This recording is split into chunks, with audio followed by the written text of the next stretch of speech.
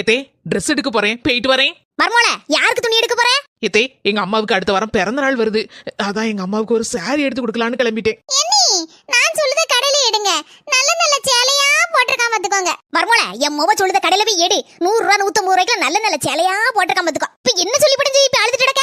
வயசான காலத்துல அவ அம்மைக்கு பிறந்த நாள் கழிக்கட்ட என்னவா? ஒரு மாதத்திற்கு பிறகு. தே இந்தாங்க தே, வாங்கிக்கங்க. என்ன மர்மோள வாங்கிட்டு வந்திருக்க? அடுத்த வாரம் உங்களுக்கு பிறந்த நாள் வருதுல தே, அதான் saree எடுத்துட்டு வந்திருக்கேன். பிரிச்சு பாருங்க தே, பிடிச்சிருக்கான்னு. மர்மோள சேலை நல்லா இருக்கு, அடிபொலியா இருக்கு. என்ன மர்மோள சேலை 2500 ரூபாய் போட்டுருக்கு.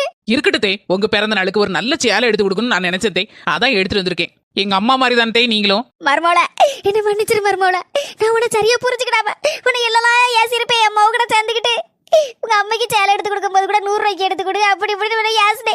நீ அதெல்லாம் மனசுல வச்சுக்கிடாம என் மேல எவ்வளவு பாசமா இருக்க, என்ன மன்னிச்சிரு. என்னையும் மன்னிச்சிருங்க.